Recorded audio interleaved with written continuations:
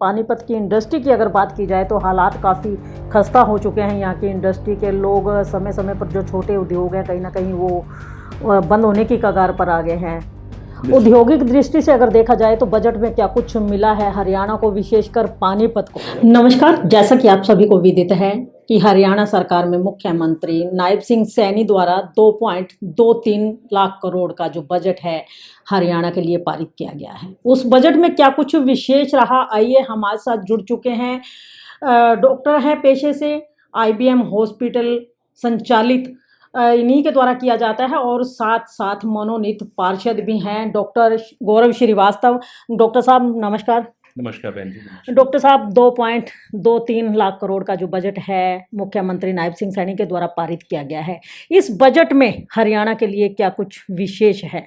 देखिए, किसी भी बजट के लिए जो मुख्य बिंदु होते हैं कृषि, शिक्षा, चिकित्सा, उद्योग, महिला सशक्तिकरण, ये मुख्य बिंदु होते हैं किसी भी बजट के लिए। और आप इस बजट में हर एक चीज़ को उठा के देखेंगे, चाहे वो कृषि हो, उसमें आपको 2000 प्रति एकड़ के हिसाब से एक्स्ट्रा किसानों के लिए बोनस स्टार्ट हो गया, चाहे वो शिक्षा हो। आज तक किसी भी बजट में शिक्षा के लिए कभी आपने सुना है कि कोई आदर्श परीक्षा केंद्र बनाया जाए? हरियाणा में ये एक नई पहल है। माननीय शिक्षा मंत्री जी ने हरियाणा में इस पहल को शायद दिसंबर 26 में पहला सेंटर तैयार भी हो जाएगा कुरुक्षेत्र में। नई यूनिवर्सिटीज़ बन रही हैं, नए विद्यालय। आपने कभी ये सोच रखा था कि विद्यालय, सरकारी विद्यालय में अच्छे घरों के बच्चे जाके पढ़ें और उनको वहाँ से सिलेक्शन लें, डॉक्टर्स बने, इंजीनियर्स बने या IAS बने या बाकी किसी अच्छे कोर्सेज़ को ज्वाइन करें? वो सारी की सारी सुविधाएं उपलब्ध हो रही हैं हरियाणा में, उन प्राइमरी स्कूल्स में, उन गवर्नमेंट स्कूल्स में जहाँ पर कभी अपने बच्चों को आप भेजना पसंद नहीं करते थे। कृषि के बारे में आते हैं। कृषि में आप ये देखें कि आम किसान के लिए कभी किसी ने इतना सोचा था जितना इस सरकार ने सोचा है या इस बजट में किया जा रहा है? हम लोग अक्सर ये डिस्कशन करते थे कि रिमोट से चलने वाली हरियाणा सरकार है, हरियाणा सरकार के मुख्यमंत्री रिमोट से चलते हैं, ऐसे ही सुना जाता था। आज इसी मुख्यमंत्री ने ये साबित कर दिया है कि हरियाणा को चलाने के लिए इस किसान के बेटे ने जो सोचा था वो करके दिखाया है। उद्यमों की बात करें, कई शहरों में IMT की स्थापना की तैयारी की जा रही है। IMT अपने आप में एक ऐसी पहल है जो उद्योगों के लिए और उद्योगों में काम करने वाले अंतिम पंक्ति के एम्प्लॉयज़ के लिए एक नई पहल होगी।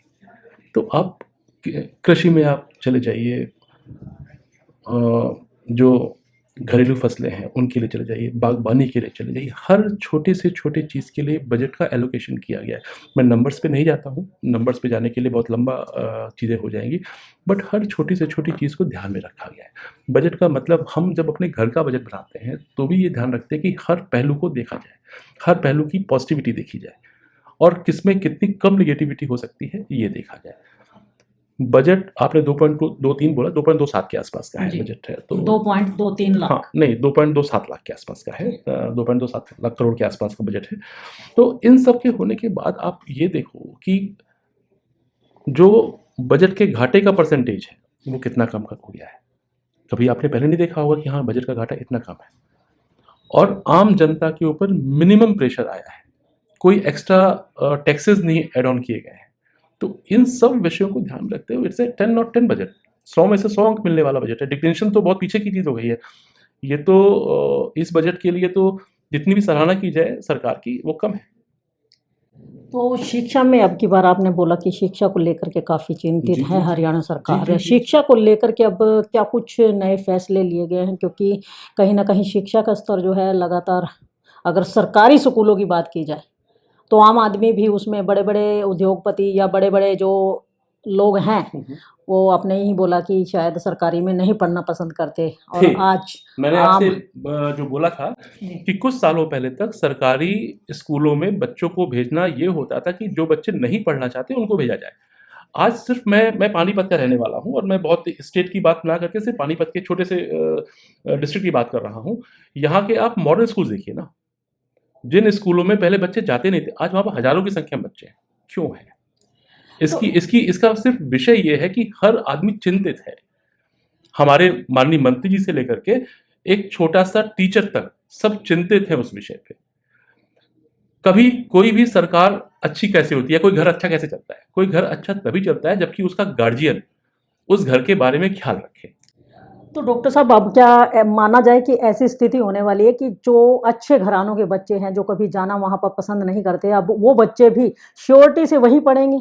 आप ये समय दूर नहीं है, देखिए हमारे बच्चे तो बड़े हो गए हैं, 12वीं में आ गए हैं और 12वीं पास कर रहे हैं। लेकिन जिस तरह का माहौल आज है, अगर हमारे बच्चे छोटे होते तो मैं शायद वो पहला व्यक्ति होता जो बच्चों को भेजता उन सरकारी स्कूलों में। क्योंकि माहौल चेंज हो रहा है। टीचर्स के पढ़ाने के लिए एक प्रेशर आ गया कि आपको पढ़ाना ही पड़ेगा। वो समय खत्म हो गया कि सुबह आओ, अटेंडेंस लगाओ और चले जाओ। ऐसा अब नहीं रह गया है। मैंने आपसे क्या कहा? किसी भी घर को चलने के लिए गार्जियन मजबूत होना चाहिए, दृढ़ निश्चयी होना चाहिए और संवेदनशील होना चाहिए। उसी तरह से किसी सरकार को चलाने के लिए सरकार का मुखिया और मुखिया के साथ-साथ जो सरकार के उस पूरे सिस्टम को चलाने वाले मंत्रीगण हैं, फिर उसके बाद ब्यूरोक्रेट्स हैं, फिर उसके बाद उनके नीचे के एम्प्लॉइज़ हैं, संवेदनशील होने चाहिए, अपने-अपने विभागों के लिए पूर्णतः उत्तरदायी होने चाहिए और ये उत्तरदायित्व तो यहाँ के मंत्रीगण, यहाँ के प्रशासनिक अधिकारी, यहाँ के छोटे अधिकारी, यहाँ के क्लर्क, वो सब अपनी ज़िम्मेदारी को समझ रहे हैं। कहते हैं किसी स्टेट को चलाने के लिए उद्योग सबसे अच्छा निश्चित तौर एक साधन है। निश्चित औद्योगिक दृष्टि से अगर देखा जाए तो बजट में क्या कुछ मिला है हरियाणा को, विशेषकर पानीपत को? मैडम, शायद आपको नहीं मालूम है या आपने पढ़ा भी होगा शायद, जो पिछले बजट में उद्योगों के लिए दिया गया था उससे 9% से ऊपर इस बार का अमाउंट डिस्ट्रीब्यूट किया गया है। मैंने भी आपसे बताया था कि आईएमटी की जो मेन शहर है, पानीपत हो गया या अपना रेवाड़ी के आसपास हो गया, तो इन जगहों पे आईएमटी की स्थापना की जा रही है। आईएमटी से क्या होगा कि जो लोग उस उद्योग को बढ़ा रहे हैं, जो लोग उस उद्योग को चला रहे हैं, उनके लिए विशेष सुविधाएँ मिलेंगी। विशेष सुविधाएँ मिलेंगी तो वो अपने कार्य को अच्छी तरीके से कर पाएँगे। अच्छी तरीके से कर पाएँगे तो रेवेन्यू जनरेट ज़्यादा होगा। रेवेन्यू जनरेट ज़्यादा होगा तो हमारा स्टेट पूरा का पूरा बढ़ेगा। तो पानीपत में क्या कुछ कहते हैं कि गुड़गांवा है, एक हब है वो भी। जी। अगर इंडस्ट्री की बात की जाए, हर बार की तरह अब भी बाजी उसी ने मारी। पानीपत को कहीं ना कहीं उससे कम रिवेन्यू मिला, क्योंकि पानीपत की इंडस्ट्री की अगर बात की जाए तो हालात काफ़ी खस्ता हो चुके हैं। यहाँ की इंडस्ट्री के लोग समय समय पर जो छोटे उद्योग हैं, कहीं ना कहीं वो बंद होने की कगार पर आ गए हैं। उनको अगर उत्थान देना है तो कहीं ना कहीं बजट बढ़ा करके यहाँ देना चाहिए था। मैडम, बजट भी बढ़ाया गया है, साथ में आपको शायद कुछ जानकारी की कमी है कि एमएसएमई के लिए जो स्मॉल स्केल इंडस्ट्रीज़ हैं, उसके लिए हमारे भारत सरकार ने और हमारी हरियाणा सरकार दोनों ने मिल के पहल की है। सारे बैंक्स को एक लाइनअप किया गया है कि जितने भी नए उद्योग करता है, उनको बहुत ही कम पेपर फॉर्मेलिटी के साथ-साथ लोन ऑर्गेनाइज़ किया जाए। और आपने कहा कि पानीपत पीछे रहा, कहाँ से पीछे रहा? आज भी पानीपत वर्ल्ड के लेवल पे हैंडलूम इंडस्ट्री में, कारपेट इंडस्ट्री में अपना नाम दर्ज करता है और यहाँ का सामान अमेरिका में भी यूज़ हो रहा है, यहाँ का सामान आपका हर बड़े से बड़ी कंट्री में यूज़ हो रहा है। और आपने कैसे कह दिया कि यहाँ पर उद्योगकर्ता अच्छे से नहीं है?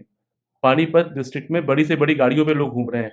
पानीपत डिस्ट्रिक्ट के आम जनता का प्रति व्यक्ति आय बाकी बड़े से बड़े शहरों से ज़्यादा है। तो आप कैसे कह सकती हैं कि डॉक्टर पीछे साहब, बात छोटे छोटे उद्योग कई हैं, कई लोगों से मिलते हैं, छोटे छोटे उद्यमी जो होते हैं, उनका कहना होता है कि उद्योग चलाना बड़ा मुश्किल हो रहा है, दिक्कत हो रही है। इसीलिए ये सवाल आपके, क्योंकि आपके जरिए हम चाहते हैं कि सरकार तक भी ये सवाल ऊपर जरूर पहुंचे, ताकि उनका ध्यान जो है छोटे व्यापारियों की तरफ भी जाए, वो भी अच्छे से अपना बिजनेस चला करके कुछ लोगों को रोजगार दे सके। मैडम, आपने अच्छे से चलाने की बात की है। आज से कुछ साल पहले तक क्या आप अपने मोबाइल के माध्यम से किसी दुकान पे जाकर के पैसे दे पाते थे? या किसी दुकान, जो रेहड़ी वाला दुकानदार है, अपने मोबाइल के माध्यम से पैसे ले पाता था? आज तो हो रहा है ना। आज उसी यूपीआई के माध्यम से वो पैसे कलेक्ट कर रहा है ना। लोगों की परचेजिंग कैपेसिटी बढ़ रही है ना।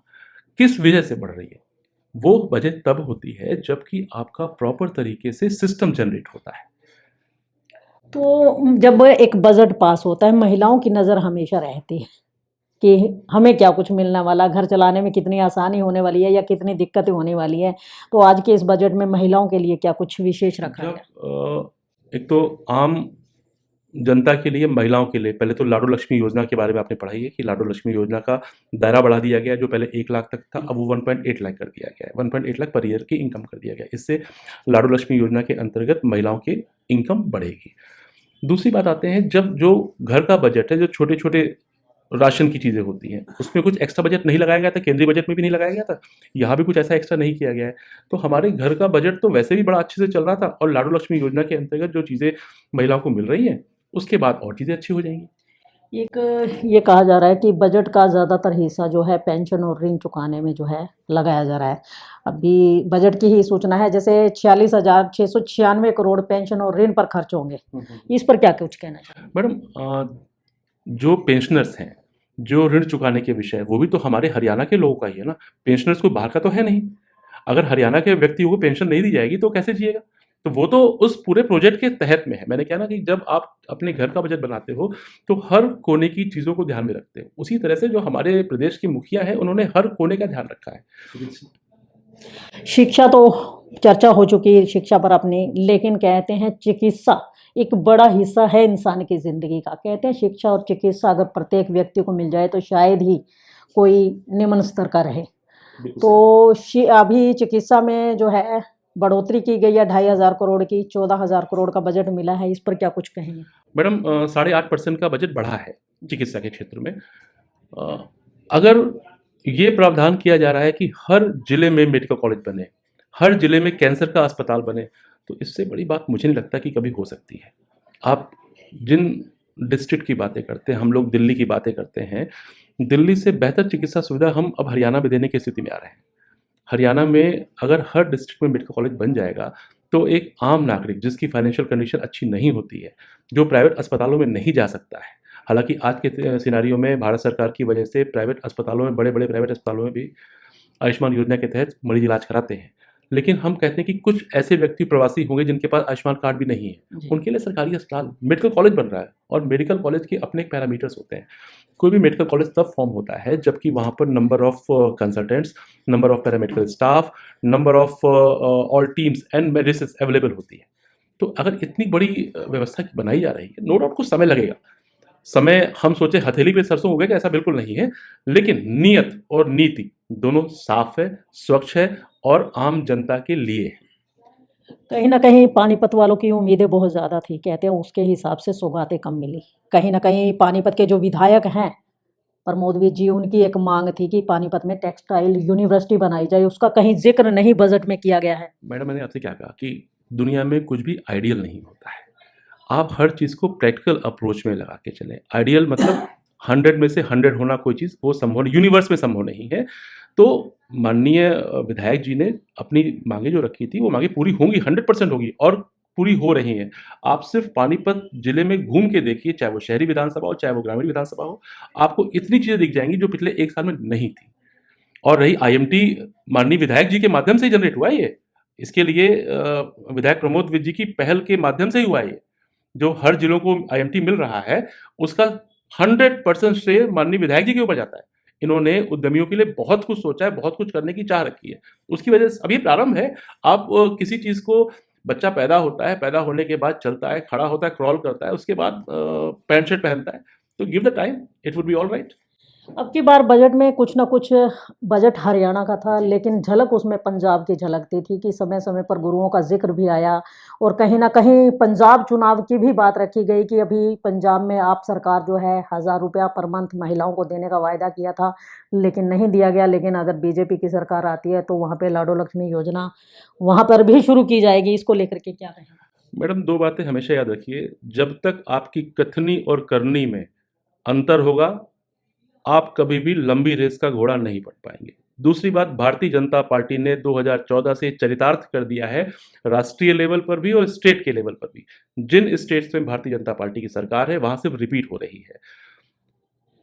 कथनी और करनी, नियत और नीति दोनों साफ, संवेदनशील और पारदर्शित होनी चाहिए। और इन सारी चीजों की वजह से आप पंजाब की बात कर रहे हैं।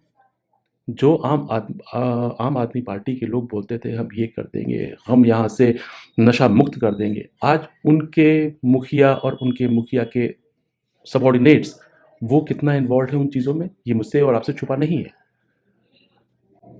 तो क्या कुछ कहना चाहेंगे हरियाणा सरकार के लिए जिन्होंने बजट पेश किया और जनता के हितों का भी ख्याल रखा, उसको लेकर? हम भारतीय जनता पार्टी के द्वारा दिए गए बजट हमारे मुखिया के द्वारा दिए गए बजट, इन चीजों से उन लोगों को सीखना चाहिए जो विरोध कर रहे हैं। निगेटिविटी की बात खत्म करके सीखने की बात करनी चाहिए। उन लोगों को जिनके पास हरियाणा की तरक्की नहीं दिखाई पड़ रही है, जिनको देश की तरक्की नहीं दिखाई पड़ रही है, उनको पॉजिटिविटी एक अच्छे विपक्ष की तरह से पॉजिटिव होकर के सीखना चाहिए। शायद इस सीखने की वजह से कुछ अच्छा कर पाए वो भी। तो देख सकते हैं गौरव श्रीवास्तव हमारे साथ, और आपको बता दें मनोनीत पार्षद भी हैं।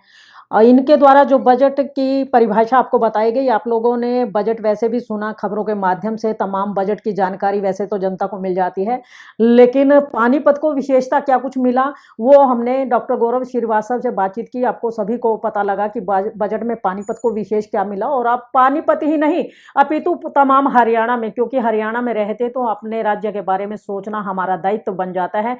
और आपका क्या कुछ राय है इस बजट को लेकर के, क्या कहना चाहेंगे आप लोग? कमेंट बॉक्स के जरिए कमेंट में भी अपनी राय अवश्य बता सकते हैं, क्योंकि बजट किसी व्यक्ति विशेष का नहीं अपितु तमाम उन हरियाणा वासियों का है जो हरियाणा में रहते हैं। तो खबर को साथ के साथ शेयर अवश्य कीजिए, लाइक भी कीजिए, चैनल को फॉलो करना ना भूलें। जय हिंद, जय भारत।